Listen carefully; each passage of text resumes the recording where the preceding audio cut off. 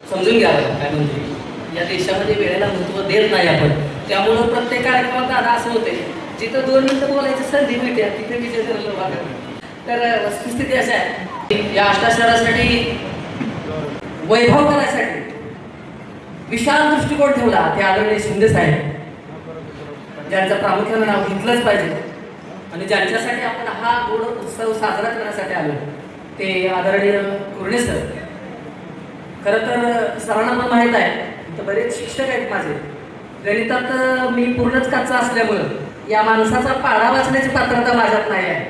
खरं तर स्वामी विवेकानंदांच्या एका स्पीचमध्ये मला ऐकायला मिळालं की man is a valuation depends on the knowledge and character, की माणसाची उंची त्याचं ज्ञान आणि आचरण याच्यावरती अवलंबून असते.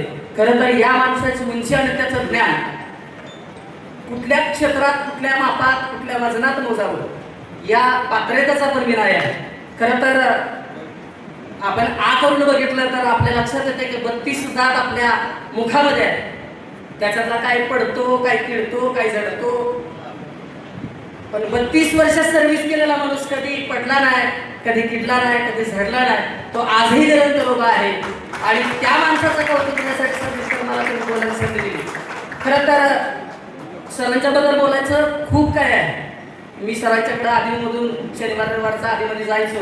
खरं तर हे सगळं काम करत असताना सर बाबासाहेब आंबेडकर एका ठिकाणी सांगत होते की शिक्षण हे वाघिणीचं दूध आहे आणि ते प्यायल्यानंतर माणूस गुरगुरायला लागतो. खरं तर तुमचा स्पर्श झालेला माणूस का गुरगुरतो त्यातला मी एक आहे. एवढंच बोलतो आणि सरांना आज या ठिकाणी शुभेच्छा देतो आणि थांबतो. जय भीम, जय भारत, जय संविधान. धन्यवाद.